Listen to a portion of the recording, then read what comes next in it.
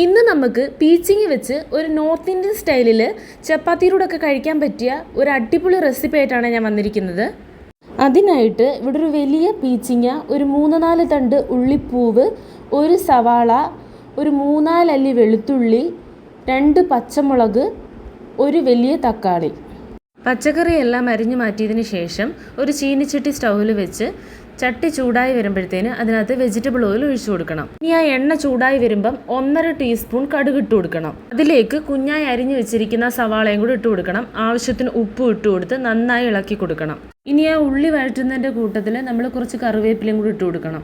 ഇനി ആ ഉള്ളി ഏകദേശം നന്നായിട്ട് വഴണ്ട് വരുമ്പോഴത്തേന് നമ്മൾ അരിഞ്ഞു വെച്ചിരിക്കുന്ന ഒരു തക്കാളിയും കൂടെ ചേർത്ത് കൊടുക്കണം. ഇനി ആ തക്കാളി നന്നായിട്ട് വഴണ്ട് വരുമ്പോഴത്തേന് നമ്മൾ അരിഞ്ഞു മാറ്റി വെച്ചിരിക്കുന്ന പച്ചമുളകും പിന്നെ ഉള്ളിത്തൊണ്ടും കൂടി ഇട്ട് കൊടുക്കണം. എന്നിട്ട് നന്നായി ഇളക്കി കൊടുക്കണം.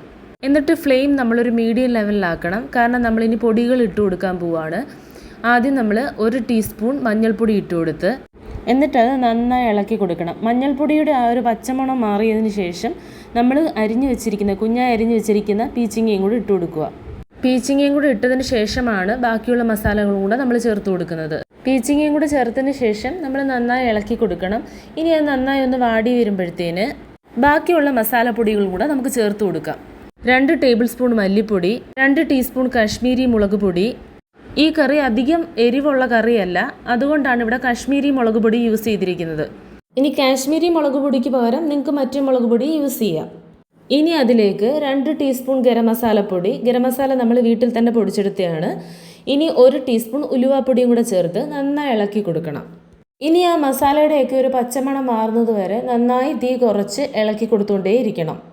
ഇനി നമ്മൾ കറിക്ക് ആവശ്യമായിട്ടുള്ള ഉപ്പും കൂടെ ചേർത്ത് കൊടുക്കണം. നേരത്തെ നമ്മൾ 1 ടീസ്പൂൺ ഉപ്പ് ചേർത്തായിരുന്നു. ഇനി ബാക്കി ആവശ്യത്തിനും കൂടെ കുറച്ചും കൂടെ ചേർത്ത് കൊടുക്കണം. ഉപ്പും കൂടെ ചേർത്ത് നന്നായി ഇളക്കി കൊടുത്തതിന് ശേഷം ആവശ്യത്തിനുള്ള വെള്ളവും കൂടെ ചേർത്ത് കൊടുക്കണം. ഇവിടെ ഞാൻ വെള്ളം എടുത്തിരിക്കുന്നത് ഒരു 3/4 ഗ്ലാസോളം വരും.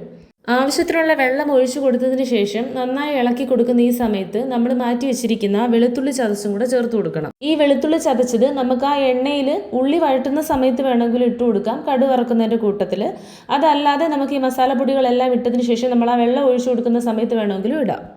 അങ്ങനെ നമ്മുടെ കറി ഇവിടെ നന്നായിട്ട് തിളച്ച് വെന്ത് വന്നിട്ടുണ്ട്. ഞാനിവിടെ മീഡിയം ഫ്ലെയിമിലാണ് ഇട്ടിരിക്കുന്നത്. അങ്ങനെ നമ്മുടെ പീച്ചിങ്ങ കറി ഇവിടെ റെഡി ആയിട്ടുണ്ട്. ഇതൊരു പക്ക നോർത്ത് ഇന്ത്യൻ സ്റ്റൈലാണോ എന്ന് ചോദിച്ചു കഴിഞ്ഞാൽ അല്ല. എന്നാൽ നമ്മുടെ മലയാളികൾക്കൊക്കെ ഇഷ്ടപ്പെടുന്ന തരത്തിൽ നമ്മുടെ ടേസ്റ്റ് ബഡ്സിനും കൂടെ ചേരുന്ന രീതിയിലുള്ള ചേരുവകളാണ് ചേർത്തിരിക്കുന്നത്. ഇത് ചോറിൻ്റെ കൂടെ കഴിക്കുന്നതിനേക്കാൾ ഏറ്റവും നല്ലത് ചപ്പാത്തിയുടെ കൂടെ കഴിക്കുന്നത് തന്നെയാണ്.